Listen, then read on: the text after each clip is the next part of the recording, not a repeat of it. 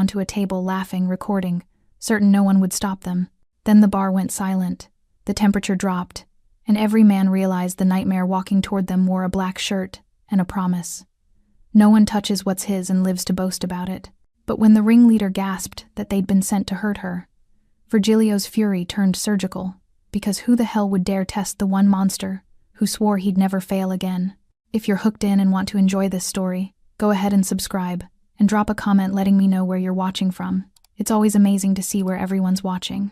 Plus, tomorrow I've got another incredible story lined up, and you definitely don't want to miss it. Alright, back to the story. El Puente Bar was a kingdom of unspoken rules. A sprawling room under the relentless glow of neon signs, red, blue, green, that cast everything in an otherworldly haze. The air was thick with conflicting scents. Stale cigarette smoke clinging to the walls, cheap whiskey mixed with even cheaper cologne, grease from the kitchen frying empanadas, and underneath it all, the metallic tang of old violence that never quite washed away. The floor was a map of territories. The regulars claimed the bar counter, their backs to the room, eyes always watching through the mirror. The dealers occupied the corner booths, conducting business in Spanish and hushed Portuguese. The drifters scattered near the exits, ready to vanish at the first sign of trouble. And in the back, behind a door marked private, was the heart of it all. That's where Virgilio Marcelo conducted his real business. Clara Reyes had been working at El Puente for exactly 3 days. 3 days of keeping her head down, memorizing orders, avoiding eye contact. 3 days of pretending the group of young men in the corner weren't watching her like wolves circling prey. 3 days of telling herself she just needed to survive one more shift, make enough money to disappear again if necessary. Her hands trembled as she carried drinks across the sticky floor. Her dark hair was pinned back in a tight bun that pulled at her scalp. Her uniform black vest over a white button-down, black slacks hung slightly loose on her small frame. She'd lost weight running from her past. Fear had a way of stealing appetite. The 5 men had started with comments, whistles, requests for her to smile more. Beautiful. When she ignored them, they escalated, blocking her path, grabbing her wrist when she delivered drinks, laughing when she pulled away. Tonight, they'd been drinking since 7. It was now past midnight.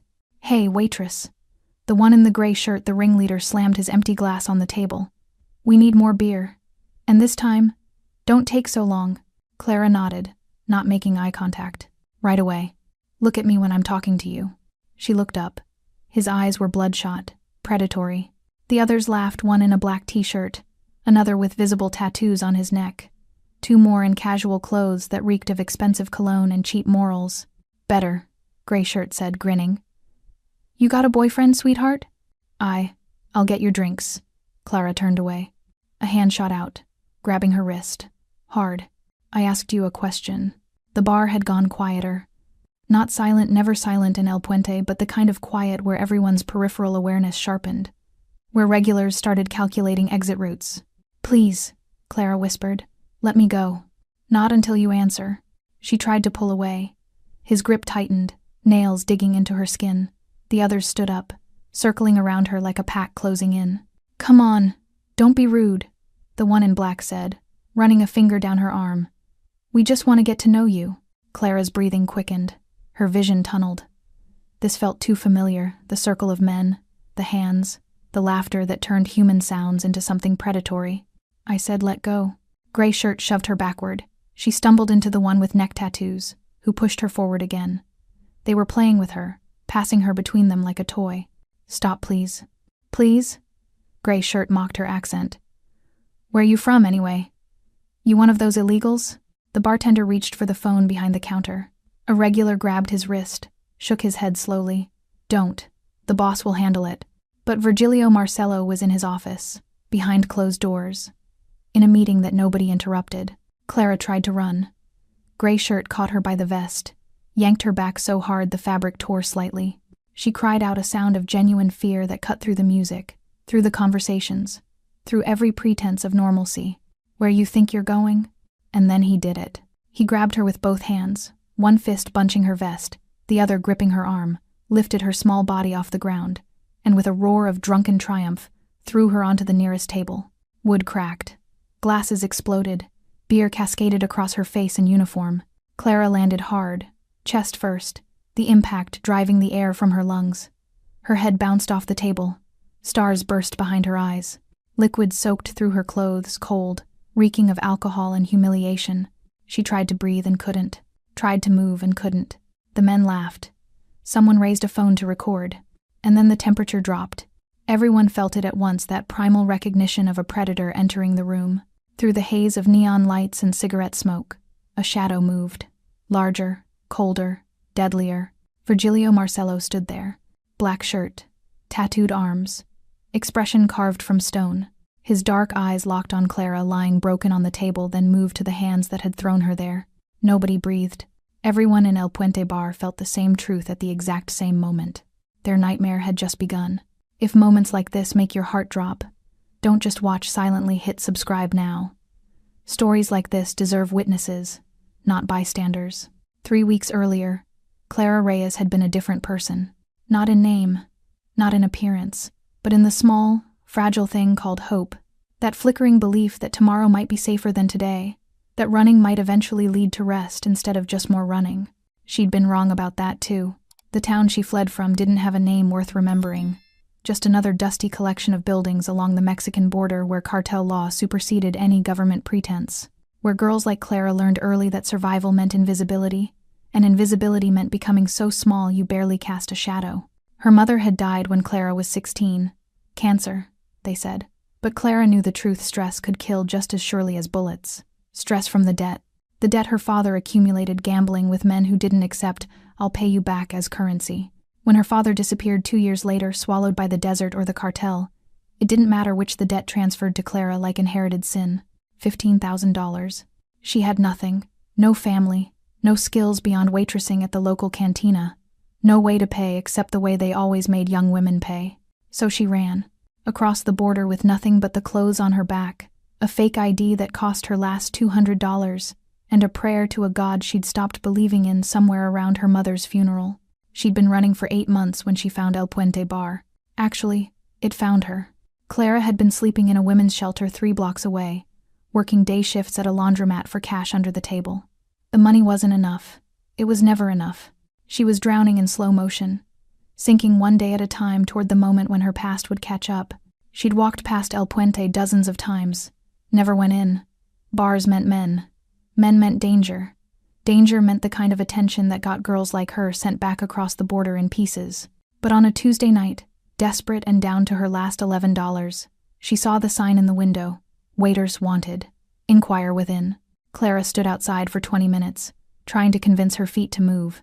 The neon lights buzzed overhead, red and blue, casting the wet pavement in colors that looked like warning signals.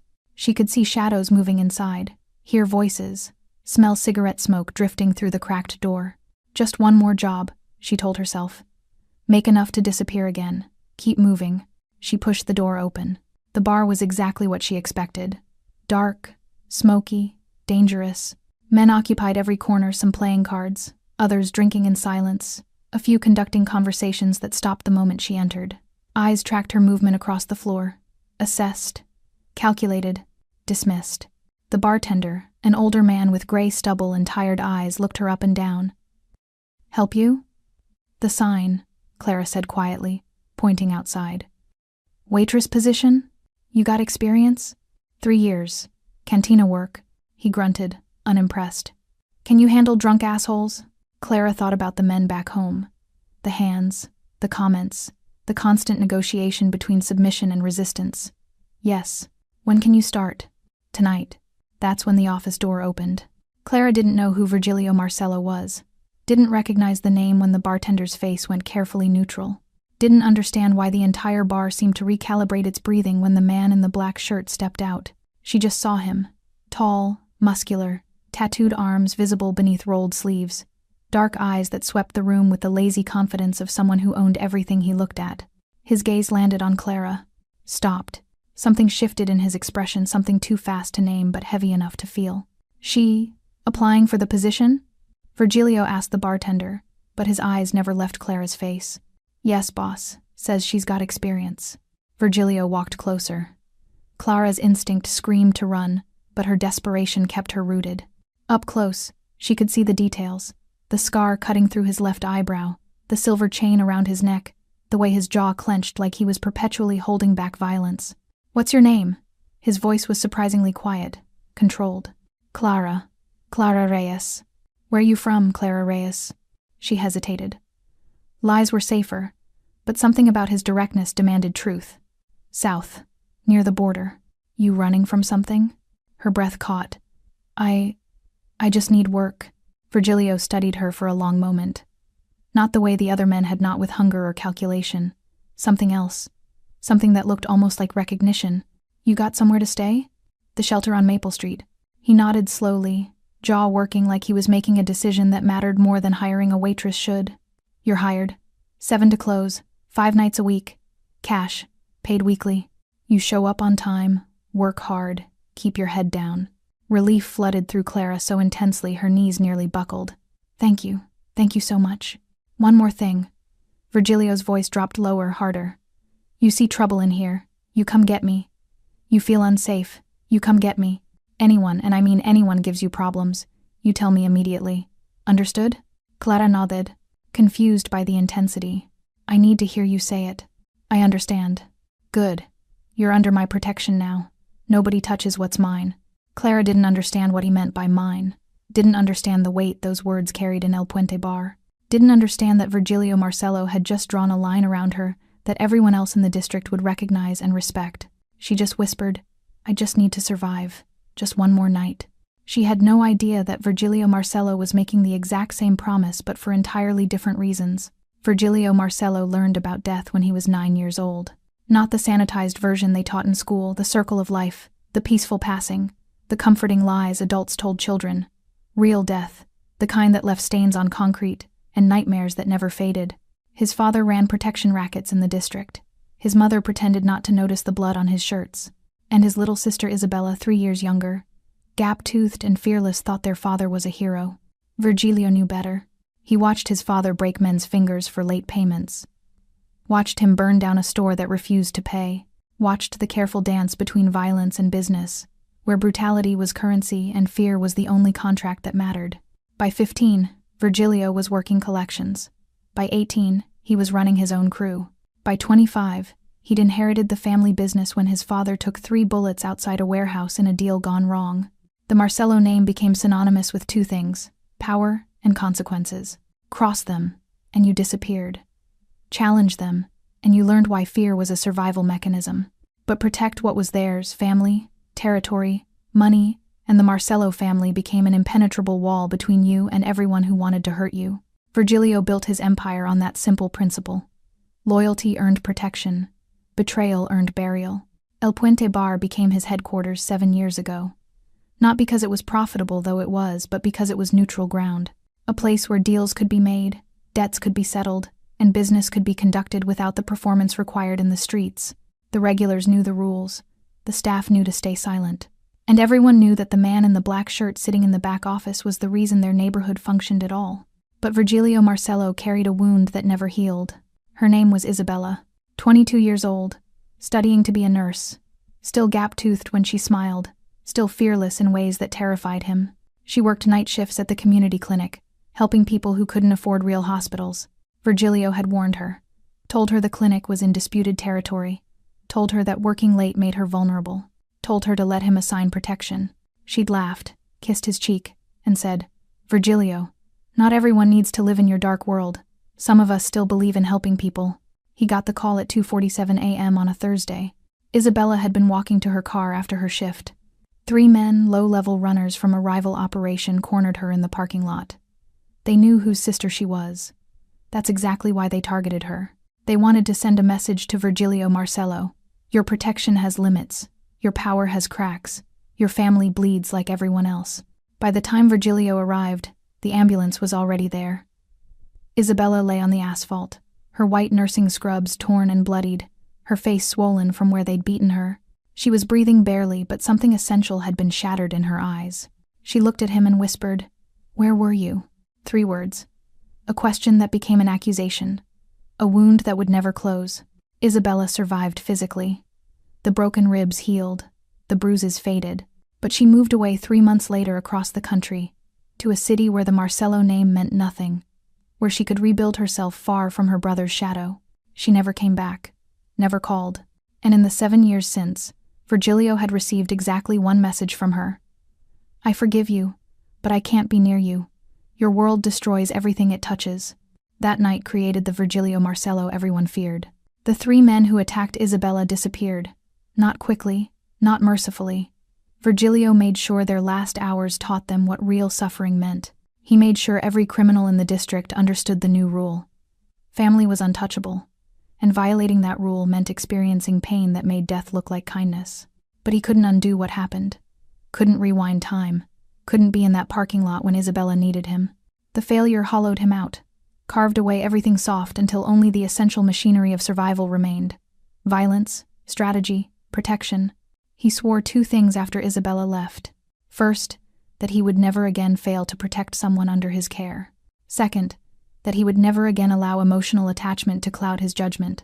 For 7 years, he kept both promises. El Puente Bar ran smoothly. His operations expanded. His reputation grew. He became the monster his father had trained him to be: efficient, brutal, untouchable. Until Clara Reyes walked through his door. She stood in his bar on a Tuesday night, small, exhausted, desperate, and something about her shattered his carefully constructed armor. The way she held herself, perpetually braced for impact. The way her eyes tracked exits before looking at faces. The way she said, "I just need work," with the particular desperation of someone who'd already lost everything. She reminded him of Isabella. Not in appearance, Clara was Latina, where Isabella had been Italian. Not in personality, Clara was quiet, where Isabella had been bold. But in vulnerability. In the specific fragility of someone trying to survive in a world designed to break them. Virgilio hired her on the spot. Told himself it was just good business, the bar needed help. Told himself it didn't matter who she was or where she came from. Told himself he wasn't trying to rewrite history or save someone he'd already failed. But when he said, "You're under my protection now," he meant it with every atom of his being. He assigned her the safest shifts, kept watch when she worked, made sure every regular in the bar understood she was off limits. For 3 days, everything was fine. Then the 5 young men started coming in, newcomers, outsiders who didn't know the rules, who saw a pretty waitress and thought she was available, who mistook Virgilio's absence from the floor as permission. They harassed her, touched her, cornered her. And Virgilio, buried in his office managing shipments and negotiations, didn't notice. Not until the sound reached through the walls. Not the normal sounds of the bar, laughter, music, conversation.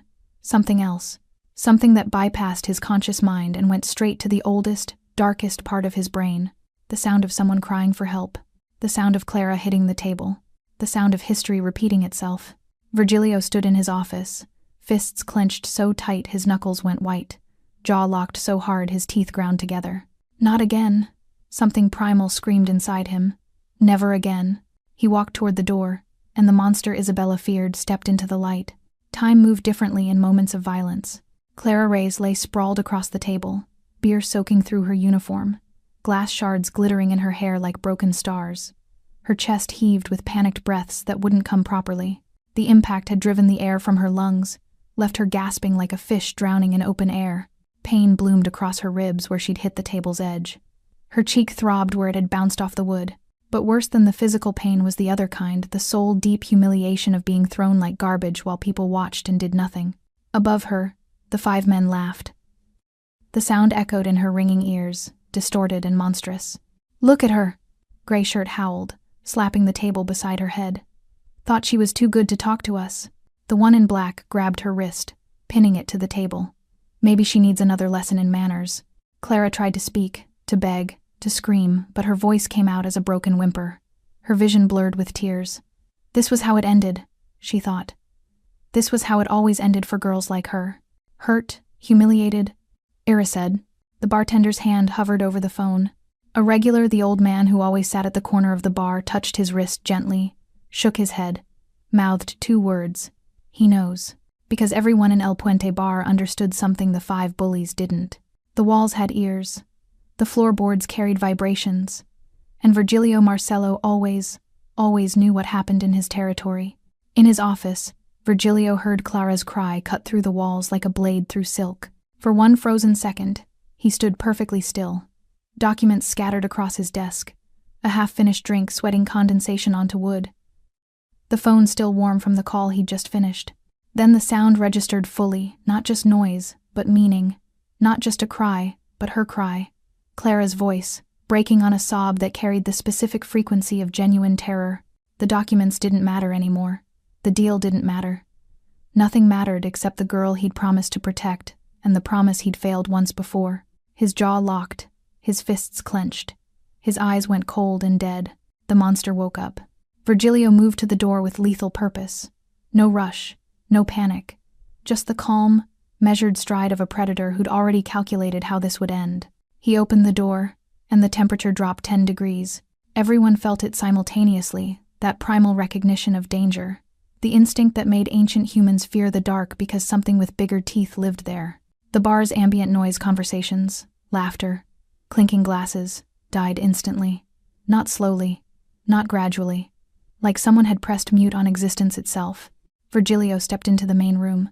The neon lights cast his shadow long and dark across the floor, stretching toward the table where Clara lay broken and sobbing. His tattooed arms were visible beneath his rolled sleeves, muscles tense and coiled. His black shirt seemed to absorb light rather than reflect it. His expression was carved from stone. No anger, no rage, just cold, infinite calculation. But his eyes burned with something far worse than fury. They held the particular darkness of a man who'd already decided people were going to suffer and was simply working out the logistics. He walked past the bar counter, past the frozen regulars, past the couple in the booth who'd pressed themselves against the wall like they could disappear into the vinyl. His footsteps echoed on the linoleum, steady, inevitable, the soundtrack to someone's nightmare beginning. The 5 bullies didn't notice at first. They were too busy laughing, too focused on Clara's tears, too drunk on power and cheap beer to recognize the shift in atmospheric pressure. Gray Shirt grabbed a glass, held it over Clara's face. "Maybe we should take your hands off her." The voice wasn't loud. Virgilio didn't shout, didn't raise his voice above a conversational tone. But the words carried weight that made grown men flinch, each syllable carefully measured, stripped of emotion, delivered with the flat certainty of someone stating absolute fact. The 5 men turned. That's when they saw him.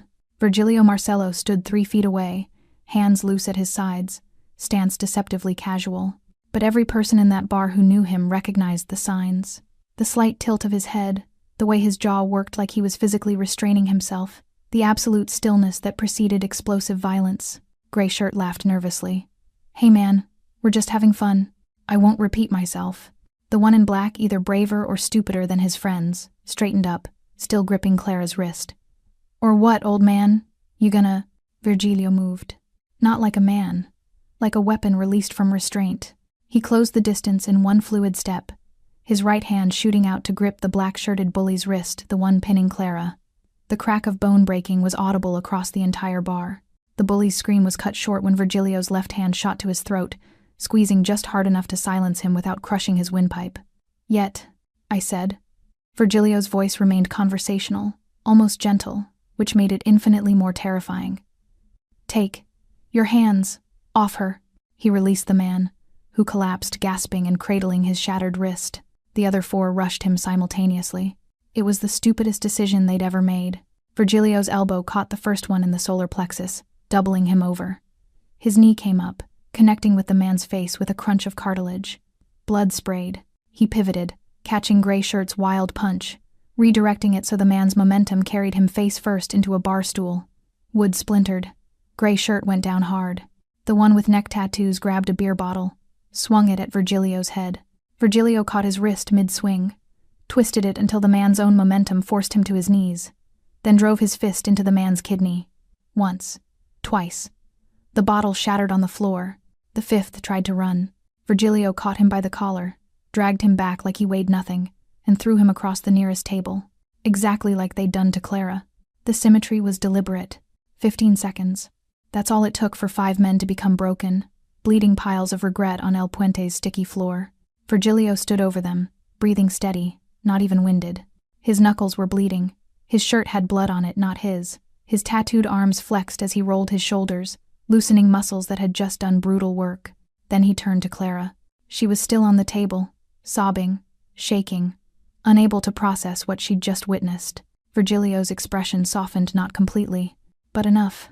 He approached slowly, hands visible, non-threatening. "Clara, it's over. You're safe." She looked up at him with eyes that held too much trauma, too much history, too much fear to simply vanish because he said so. but she saw something in his face that made her believe him anyway. He extended his hand. "Let me help you up." Clara's hand trembled as she reached for Virgilio's. His grip was surprisingly gentle, calloused, warm, steady as he helped her sit up.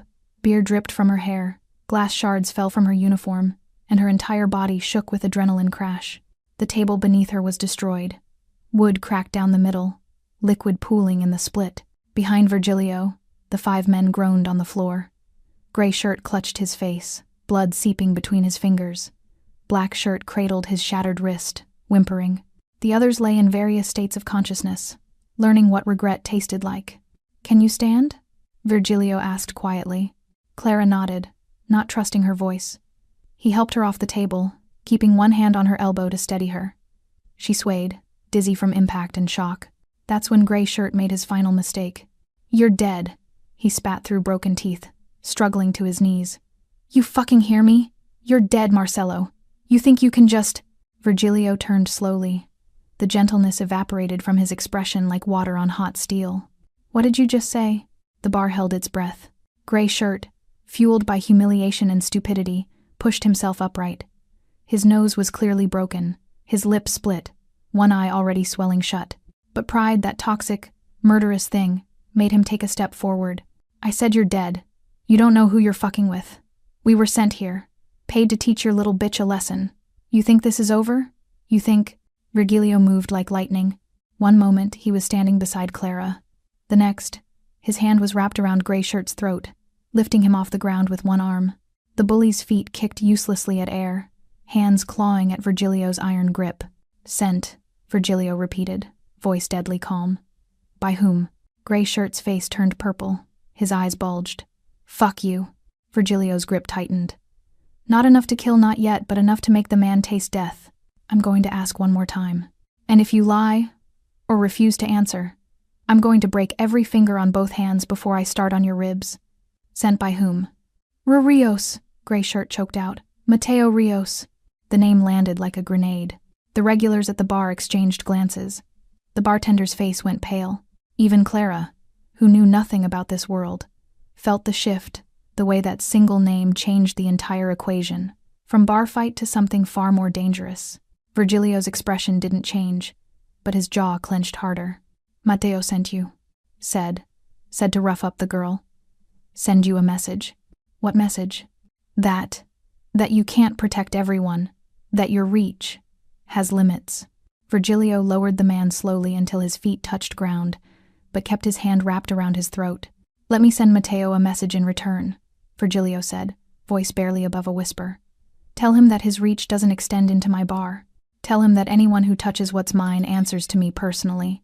Tell him that the next person he sends won't leave on their feet, they'll leave in pieces. Can you remember all that?" Gray Shirt nodded frantically, tears mixing with blood on his face. "Good." Virgilio released him. The man collapsed, gasping. "Now get out, all of you. And if I ever see your faces in my district again, there won't be a conversation. There won't be a warning. There will just be a closed casket." The 5 men scrambled for the door like broken animals. They limped, crawled, and dragged each other toward the exit, leaving trails of blood on the linoleum. Gray Shirt paused at the door, looked back with hatred and fear warring in his eyes, then disappeared into the night.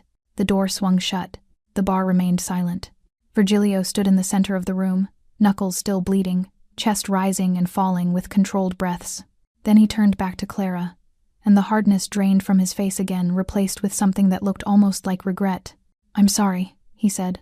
Clara blinked, confused. "What?" "That you had to see that it happened at all." He ran a hand through his hair, and for the first time since she'd met him, he looked tired, old, haunted. "You were supposed to be safe here." Clara stared at this man who'd just destroyed 5 people with his bare hands in less time than it took to finish a drink. This man who was apologizing to her. Something broke inside her chest, not painfully, but like ice cracking, like pressure releasing. Tears came again, but different ones. Not fear, not trauma, something else. Something that felt dangerously close to gratitude, to relief, to the overwhelming realization that someone had actually protected her. For the first time in 8 months, maybe in her entire life, someone had stood between her and violence instead of running away. "They were sent," she whispered. "Because of you. Because I work for you. Yes. And you still protected me." Virgilio's dark eyes met hers, and she saw the answer there before he spoke. I told you on your first day you're under my protection. That's not conditional. That's not negotiable. Anyone who hurts you answers to me. I don't care who sent them. I don't care what message they're trying to send. Nobody touches what's mine. The possessiveness in his voice should have frightened her, should have sent every self-preservation instinct screaming. But instead, it felt like the first solid ground she'd stood on since leaving home. I'm scared, Clara admitted. You should be. This world is dangerous. Virgilio stepped closer, his voice gentling. But you're not alone in it anymore. I failed to protect someone once. I won't fail again. There was a story behind those words, pain and history and old wounds that hadn't healed. Clara could see it in the tension around his eyes, in the way his jaw worked like he was fighting memories. The bartender approached cautiously. Boss, should I call someone? Clean up? Call Miguel. Tell him we need the usual crew. Virgilio looked around at the destroyed furniture, the blood, the shattered glass. And get Clara some clean clothes. She's done for tonight. I can keep working, Clara protested weakly. No. The word was gentle but absolute. You're going upstairs to my office. You're going to sit down, drink water, and breathe. Then I'm taking you home. We're not done talking. And Clara, who'd spent 8 months trusting no one, followed him without question. Because the scariest man in the district had just proven he was the only one who'd actually fight for her. If your heart is pounding right now, don't just sit with that feeling, hit subscribe. Stories this intense take hours to create. One click is the least you can give. Virgilio's office smelled like leather, tobacco, and old secrets. Clara sat in the chair across from his desk, wrapped in an oversized black hoodie someone had fetched from the back. Her ruined uniform lay in a plastic bag by the door. Someone, maybe the bartender, had brought her water, aspirin, and a clean towel she'd used to wipe the beer from her face and hair. Her hands still shook. Every few seconds, her body would remember the impact, the feeling of flying, of hitting wood, of being utterly powerless, and she'd flinch involuntarily. Virgilio stood by the window, looking down at the street where his crew was loading the 5 men into a van. Not to hurt them further, though, Clara suspected that was an option, but to dump them in neutral territory with Virgilio's message still burning in their ears. He hadn't said anything for 5 minutes, just stood there, fists clenched, jaw working, radiating controlled fury that had nowhere left to go. Finally, Clara broke the silence. I'm sorry. Virgilio turned, confusion creasing his brow. What? I brought trouble to your bar. Those men came because of me, because I... Stop. The word was sharp, commanding. He crossed to his desk, sat on its edge facing her. You didn't bring trouble. Mateo Rios sent trouble because he's testing boundaries, because he wants to see if I'm still the man I was 5 years ago, or if I've gone soft. His eyes locked on hers. You were a target because you're vulnerable and visible. That's not your fault. But if I hadn't been here... If you hadn't been here, Mateo would have found another way to send his message. Burned a shipment. Hurt one of my people. Attacked a business I protect. Virgilio's voice softened slightly. This isn't about you, Clara. This is about me. About old debts and older grudges. Clara wiped her eyes with her sleeve. I don't understand this world. Your world. Good. That means you're still sane. A knock at the door interrupted them. Come in, Virgilio called. The bartender Miguel, Clara now remembered, entered carrying a small first aid kit. Boss, she's got glass in her hair. Probably some cuts that need cleaning. Virgilio nodded, took the kit. I'll handle it. Make sure the floor's cleaned up. And Miguel... His voice dropped lower. Spread the word. El Puente is locked down tomorrow night. Family only. We need to talk about Mateo. Miguel's expression darkened. You think he's making a move? I think he's testing. Which means we respond before it becomes an actual move. Miguel left, closing the door softly behind him. Virgilio opened the first aid kit, pulled out antiseptic wipes and tweezers. Turn around. Let me check your head. Clara hesitated, then obeyed. She felt his hands in her hair surprisingly gentle, carefully parting the strands to search for glass fragments. Each time he found one, he removed it with practiced precision. You've done this before, she said quietly. Too many times. He found another shard, placed it on a tissue. My sister used to get into fights when she was younger. Came home bloody more than once. I learned basic field medicine out of necessity. Clara's breath caught. You have a sister? Virgilio's hands paused for just a moment. Had. I still have one. Technically. She's alive. But she doesn't speak to me anymore. Why? The silence stretched long enough that Clara thought he wouldn't answer. Then, because I failed to protect her when it mattered most. The pain in his voice was so raw, so unexpected, that Clara turned around despite his hands still being in her hair. She saw his face, the careful mask cracked, the haunted look in his eyes, the guilt carved so deep it had become part of his bone structure. What happened? She whispered. Virgilio lowered his hands, sat back against the desk. For a long moment, he stared at the wall, deciding whether to speak. Then, Isabella, 3 years younger than me, wanted to save the world, one patient at a time, worked at a free clinic in disputed territory. I told her it was dangerous, offered her protection. She refused, said she didn't want to live in my dark world. He laughed bitterly. She was right. My world destroys everything it touches. Virgilio. 7 years ago, she was attacked. 3 men, parking lot outside her clinic. They knew exactly who she was, used her to send me a message. His fists clenched until knuckles went white. By the time I got there, the ambulance had already arrived. She was alive, but broken, and she looked at me and asked, "Where were you?" Tears slipped down Clara's cheeks. She understood now. Understood the gentleness beneath the brutality. Understood why he'd hired her so quickly, why he'd made such an absolute promise of protection. Understood why seeing her thrown on that table had unleashed something primal in him. She left 3 months later, moved across the country. Said she forgave me but couldn't be near me, that my world was toxic, that proximity to me destroyed lives. Virgilio's voice cracked slightly. She was right about that too. No. Clara's voice was firm. She was wrong. Virgilio looked at her, surprised. Your world is violent, yes. Dangerous, yes. But toxic? Clara shook her head. I've lived in toxic. I've survived men who hurt because they enjoy it, who destroy because they can. You're not that. You destroy to protect. You're violent because you have to be. There's a difference. Clara, tonight, 5 men threw me on a table. And you stopped them. You didn't hesitate. You didn't calculate profit or risk. You just protected me. Fresh tears came. Do you know how long it's been since someone actually fought for me instead of using me or hurting me? Virgilio's expression softened. Your sister was hurt, and you weren't there. That's tragedy, not failure. You can't be everywhere. You're not God. Clara's voice strengthened. But tonight? Tonight you were there. And I'm alive because of it. Safe because of it. Virgilio studied her face, this small woman who'd been brutalized twice in one lifetime but somehow still had the strength to offer him absolution he didn't think he deserved. I'm not a good man, Clara. Maybe not. But you're a good protector. And right now, that's all I need. Something shifted between them in that moment. Not romantic, not yet. But fundamental. A recognition. An alliance. 2 broken people finding unexpected shelter in each other's damage. Virgilio cleared his throat, picked up the tweezers again. Turn back around. I'm not finished with your hair. Clara obeyed, smiling slightly through her tears. As his hands worked gently through her hair, removing the last fragments of violence, she whispered, "Thank you for being there tonight." Virgilio's hands paused briefly, then continued their careful work. "Always," he said quietly. "From now on, always." And for the first time in 8 months, Clara Reyes believed someone's promise.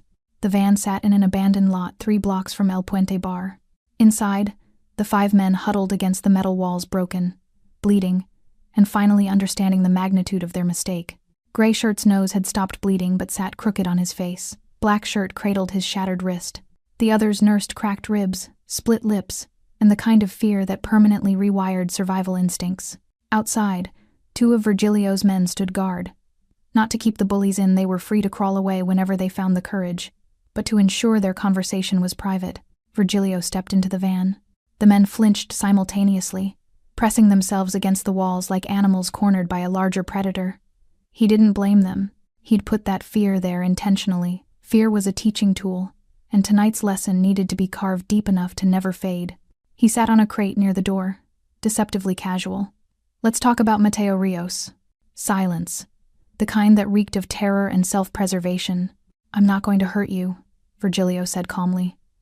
"Not anymore. But I need information, and you're going to give it to me. The only question is whether you do it easily or whether I make a phone call to people who specialize in extracting difficult answers." Gray Shirt broke first. "We already told you Mateo sent us. Paid us $2,000 each to rough up the girl. Said it would send you a message. What message specifically? That you can't protect everyone. That your territory has soft spots. Grayshirt's voice shook. That's all we know, I swear. We're just hired muscle. We don't know his plans. Virgilio studied him with the detached assessment of someone evaluating merchandise. You're telling me Mateo Rios, who runs the South Side, who's built his empire on careful strategy, sent 5 drunk idiots into my bar with no plan beyond rough up the girl? The men exchanged nervous glances. We weren't supposed to. Blackshirt started, then stopped. Finish that sentence. We weren't supposed to go that far. Just harass her, scare her, make her quit. Blackshirt's good hand trembled. But we were drinking, and she ignored us, and it felt like she was disrespecting us, so you escalated on your own? Virgilio's voice went colder. Mateo gave you an assignment, and you improvised. Made it personal. Grayshirt nodded miserably. We fucked up. We know we fucked up. We didn't know who she was to you. Didn't know the bar was yours. We're not from this district, we're from Riverside. Mateo hired us specifically because we didn't know the territory. That detail landed with weight. Virgilio leaned forward. Mateo hired outside muscle. Why? Said his own people were too recognizable. Wanted deniability. Grayshirt was talking faster now, desperate to be useful. He's testing you, man. Seeing if you're still connected, still dangerous. Said you've been quiet for years, maybe gone soft. He wanted to poke you, see if you'd bite back. And if I didn't, then he moves on your territory. Takes the protection contracts you hold. Absorbs your operations. Grayshirt's eyes pleaded for understanding. We're just pawns, Marcelo. We didn't know we were walking into a suicide mission. Virgilio sat back, processing. Mateo Rios. They'd had an understanding for 5 years, mutual respect built on mutually assured destruction. Mateo controlled the south side. Virgilio the north. Neither crossed the line. Neither tested boundaries. But understandings eroded over time, especially when one party started questioning whether the threat was still real. Virgilio had been quieter lately. Less visible. Fewer public demonstrations of power. He'd been building legitimate businesses, diversifying income, trying to create something that wouldn't collapse when he inevitably got too old or too slow. Apparently, Mateo had interpreted quiet growth as weakness. Here's what's going to happen, Virgilio said, standing. You're going to deliver my message to Mateo exactly as I give it to you. No additions, no interpretations, word for word. Understood? 5 heads nodded frantically. Tell Mateo that his test failed. Tell him that I am exactly as dangerous as I was 5 years ago, more, actually, because now I have something worth protecting. Virgilio's voice dropped to barely above a whisper. Tell him that the girl he targeted isn't some random waitress. She's under my personal protection, and anyone who touches her doesn't just answer to Virgilio Marcelo, the businessman, they answer to Virgilio Marcelo, the man who will burn entire operations to ash over matters of principle. Grayshirt swallowed hard. He's going to what? Virgilio's eyes locked on him. Retaliate? Escalate? Good. I welcome it. Because this quiet détente we've maintained? It was making me soft, making me complacent. Mateo just reminded me why people used to fear the Marcelo name. Tell him I said thank you for that. The temperature in the van seemed to drop. Tell him that El Puente Bar is sovereign territory. Tell him that anyone who crosses that threshold with hostile intent will leave in pieces if they leave at all. Tell him that the next people he sends won't get a warning. They won't get a conversation. They'll just disappear. Virgilio walked to the door, paused. And tell him one more thing. If Clara Reyes so much as trips on a sidewalk, if she gets a parking ticket, if someone looks at her wrong on the street, I will assume it's connected to him, and I will respond accordingly. His businesses, his people, his family, everything he's built becomes fair game. The silence in the van was absolute. Now get out of my district. You have 2 hours before I change my mind about letting you live. The 5 men scrambled out like the van was on fire. Virgilio watched them limp into the darkness, carrying his message like a virus they'd been infected with. They'd deliver it. Fear guaranteed that. And Mateo? Mateo would make a choice, back down or escalate. Either way, Virgilio was done being quiet. He pulled out his phone, dialed. Miguel answered on the first ring. Boss? Call everyone. Family meeting tomorrow night. We're going to war if necessary. Virgilio looked back toward El Puente Bar, where Clara sat in his office, finally safe. And Miguel? Find out everything about Mateo's operations, shipments, warehouses, Weak points. If he wants to test my reach, let's show him exactly how far it extends. Copy that, boss. Virgilio ended the call, stared at the city lights. 7 years ago, he'd failed Isabella. Tonight, he'd saved Clara. And he'd be damned if he'd let history steal another person he'd promised to protect. Even if it meant becoming the monster Isabella feared again. Because some promises were worth any price. The drive to Clara's shelter was silent. Virgilio's black SUV moved through empty streets. Neon lights reflecting off rain-slicked asphalt. Clara sat in the passenger seat, still wrapped in his oversized hoodie, watching the city blur past her window. Every pothole they hit made her wince her ribs, remembered the table's edge. Her muscles remembered the impact. But worse than the physical pain was the realization settling in her chest like lead. She'd brought a war to the only man who'd tried to help her. "You're thinking too loud," Virgilio said quietly, eyes on the road. "I should leave." Clara's voice was barely audible. "Disappear. If I'm gone, Matteo has no reason to." "No." The word was absolute, non-negotiable. "But—" "No, Clara." Virgilio's hands tightened on the steering wheel. "Running doesn't solve this. Matteo isn't targeting you specifically, he's targeting my weakness. If you disappear, he'll just find another pressure point. Another person. Running only teaches him the strategy works." Clara turned to face him. "So what? I stay and become the reason people die? Become the excuse for a war? You stay because you're under my protection, and I don't break my promises." Virgilio's jaw clenched. "And if there's a war, it's because Matteo chose to challenge me, not because you exist." They pulled up outside the shelter, a squat brick building with bars on the windows, and a flickering sign that read, "Street, Catherine's Women's Refuge." The sight of it made something twist in Virgilio's chest. This is where Clara had been living.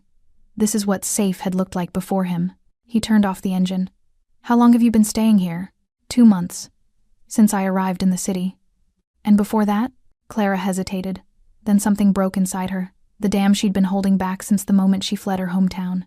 The truth came spilling out like blood from a wound finally opened. "I'm running from a debt I can't pay." Virgilio listened without interrupting as she told him everything. Her mother's death. Her father's gambling.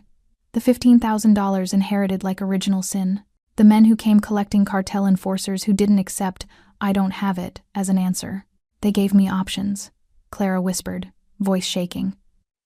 "Pay in cash, or pay in other ways. Work in their clubs, their houses, be useful until the debt was cleared." Tears streamed down her face. "So I ran. Crossed the border with fake papers. Been moving city to city for 8 months, working under the table, sleeping in shelters, trying to stay invisible. But you can't stay invisible forever," Virgilio said gently. "No. Eventually they'll find me. They always do." Clara wiped her eyes. "That's why I can't let you fight for me. I'm already dead, I'm just delaying it. And I won't let you become collateral damage in my ending." Virgilio was quiet for a long moment. Then he reached into his jacket and pulled out a wallet. From it, he extracted a business card, plain white. Single phone number embossed in black. "This is my personal line. Not the bar's. Mine." He pressed it into her palm. "You call this number day or night. And I answer. Period. Virgilio." "I'm not finished." His dark eyes locked on hers. $15,000. "That's what you owe?" Clara nodded, confused. "Consider it paid." Her breath stopped. "What?" "Your debt. I'm buying it. I'll contact the people you're running from. Negotiate the transfer. They get their money, you get your freedom." You can't just, that's $15,000. I've spent more on a single shipment of whiskey." Virgilio's voice was matter-of-fact. "Money is a tool, Clara. Right now, I'm using it to remove the leash around your neck." Clara's hands shook. "Why? Why would you do that for me?" "Because you remind me of my sister. Because I failed once and refused to fail again. Because in 7 years of violence and business, you're the first person who looked at me and saw something worth saving instead of something to fear." But Virgilio didn't say any of that. Instead, "Because you work for me. Because you're under my protection. Because that's what protection means, removing threats, not just responding to them." He paused. "And because you deserve a chance to live without looking over your shoulder." Tears came harder now. "I don't know how to repay." "You don't repay protection, Clara. You accept it. You trust it. And when you're ready, when you're safe and whole again, you pay it forward. Help someone else who needs it." Virgilio's expression softened. "That's how this works." Clara covered her face with her hands, shoulders shaking with sobs that were equal parts relief and disbelief. 8 months of running, 8 months of fear, 8 months of believing she'd die with that debt carved into her tombstone. And this man, this violent, dangerous, complicated man, was offering her freedom. "There's one condition," Virgilio said quietly. Clara looked up, waiting. "You don't stay here anymore. This place." He gestured at the shelter. "It's not safe enough. Not with Matteo testing boundaries. Not with people who might come looking for you. Where else can I? I own an apartment building 6 blocks from El Puente. Small units, secure building, good neighborhood." Virgilio pulled out another card, this one with an address. "Unit 4B is vacant. It's yours, furnished, utilities included, no rent." "Virgilio, that's too much." "It's practical. You're close to work, I can ensure your safety, and you have actual privacy." His tone left no room for argument. "You move in tomorrow. Miguel will help with your things, whatever you need." Clara stared at the card, at this man who'd walked into her life 3 days ago and was systematically dismantling every wall she'd built to survive. "Why are you doing all this?" she whispered. "Really?" Virgilio met her eyes, and for the first time, his careful mask cracked completely. She saw the guilt, the grief, the desperate need to rewrite a history that couldn't be changed. "Because someone should have done it for my sister. Because someone should have stepped in before she was hurt. Because I wasn't there then." His voice caught. "But I'm here now, and I won't fail again."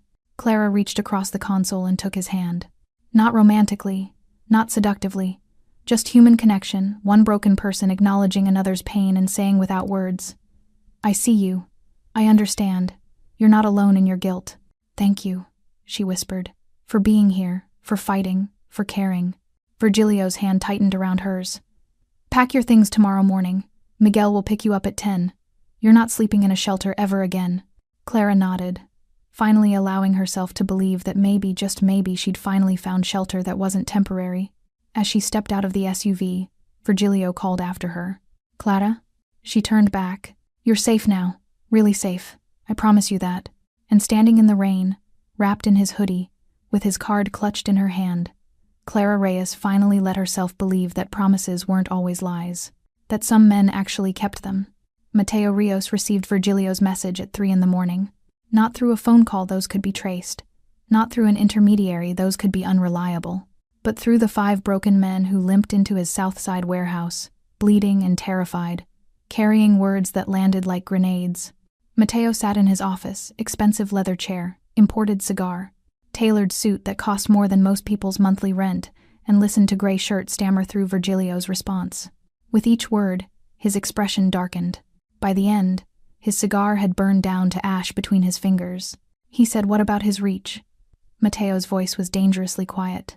That it extends farther than you think.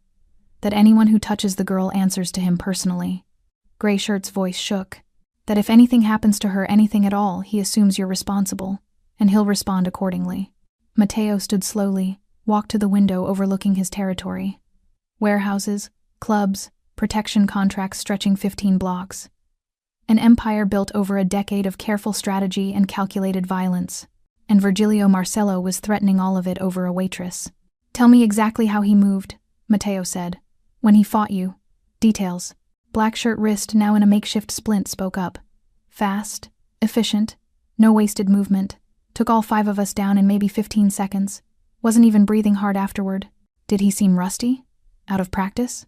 "No, boss. He seemed controlled. Like he was holding back." That was the detail that mattered. Virgilio hadn't unleashed everything, he'd calibrated his response precisely. Enough violence to send a message, enough restraint to prove he was still in control. That wasn't a man gone soft. That was a predator reminding everyone why they'd feared him in the first place. Mateo's jaw clenched. 5 years ago, when they'd established their détente, Virgilio had been at his peak, ruthless, visible, willing to burn entire operations over matters of principle. Then he'd gone quiet, stopped making public displays, focused on legitimate businesses. Mateo had interpreted that as weakness, as Virgilio trying to go legitimate, to wash the blood off his hands and pretend he was something other than a criminal. He'd been catastrophically wrong. Virgilio hadn't gone weak, he'd gone strategic, built infrastructure, diversified, became harder to attack because his power wasn't concentrated in visible displays anymore. And now Matteo had poked him, reminded him of what he was, given him a reason to stop pretending. "Get out," Matteo told the 5 men. "And if I ever see your faces again, I'll finish what Marcello started." They fled gratefully. Alone in his office, Matteo made calculations. He could back down, accept that the test had failed, return to the détente, let this fade into forgotten history. Or he could escalate, double down, prove that Virgilio's protection wasn't absolute, that his reach had limits, that the Rios organization wasn't intimidated by threats.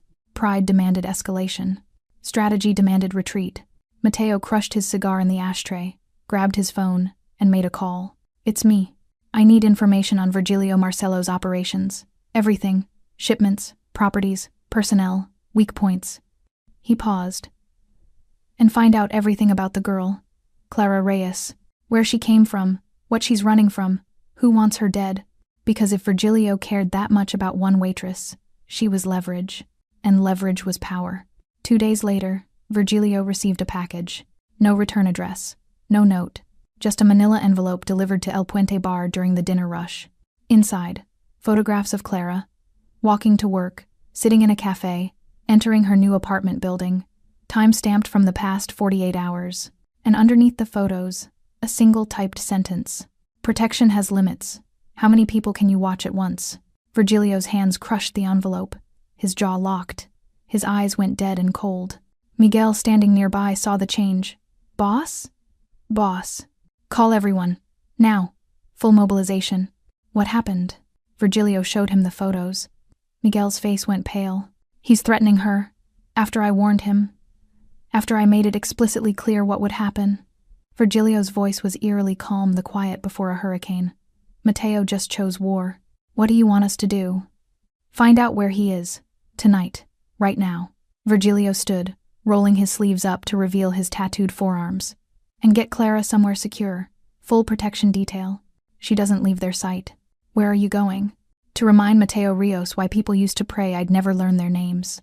Matteo's warehouse was in neutral territory technically, a gray area between South and North where neither organization claimed explicit control.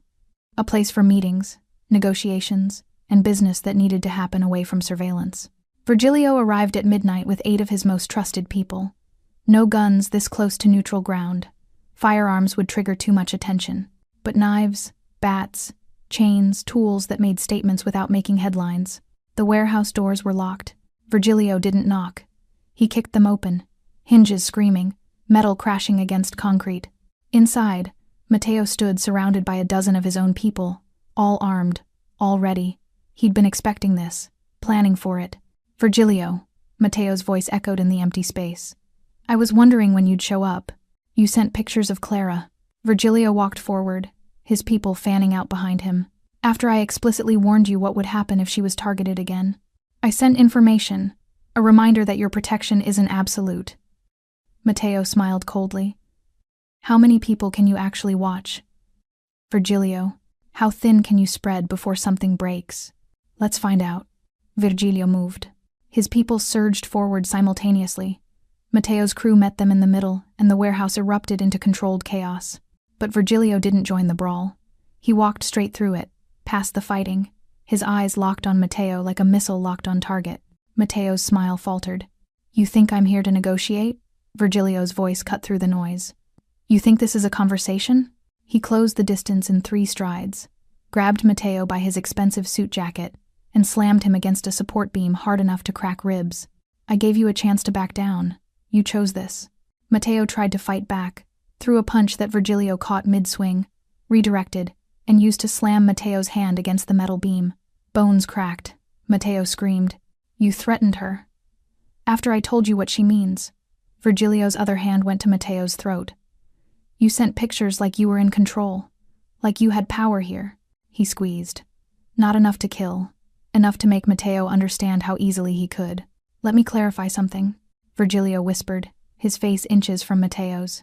"Clara Reyes is not leverage. She's not a pressure point. She's the line you don't cross, and you just crossed it."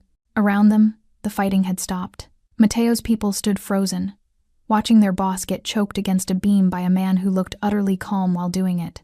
"Here's what happens next," Virgilio continued. "You pull every single person you have out of my territory, You stop watching Clara. You forget she exists. You pretend this entire thing never happened. And if I don't? Matteo choked out. Virgilio leaned closer, voice dropping to barely audible. Then I stop being strategic. I stop being careful. I burn every single thing you've built until there's nothing left but ash and memory. Your warehouses, your clubs, your contracts, your people. His grip tightened. And then I come for your family, your sister in Miami, your mother in the retirement home. Everyone you've ever cared about learns what it feels like to be leverage. Matteo's eyes went wide with genuine terror. You wanted to test my reach? Congratulations.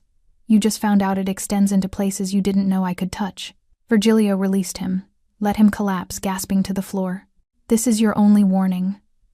The next time I hear your name connected to Clara's, I don't send messages. I don't make threats.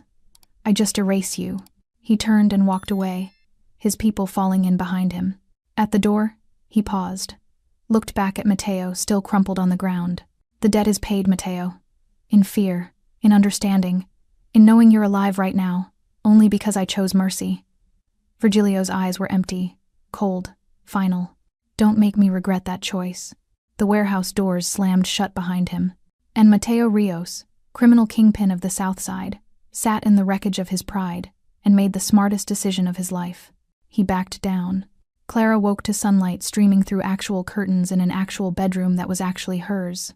For a moment, she lay still, disoriented. The shelter had shared rooms, thin mattresses, the constant sound of other women's breathing and nightmares. But this was quiet, private, safe. Her new apartment was small but furnished with care. A real bed with clean sheets, a couch that didn't sag, a kitchen with working appliances. Simple things that felt like luxury after 8 months of survival mode. On the counter, she found a note in bold handwriting. Took care of the problem. You're safe now. Really safe. V. Clara read it 3 times, hands shaking, before she allowed herself to believe it. A knock at the door made her jump. She looked through the peephole. Virgilio stood there, holding 2 coffee cups and a bag that smelled like fresh pastries. He looked tired, like he hadn't slept, but his eyes held something that looked almost like peace. Clara opened the door. You didn't have to. I wanted to check on you. He handed her a coffee. And Miguel told me you haven't eaten since yesterday. They sat on her new couch, still stiff from being unused.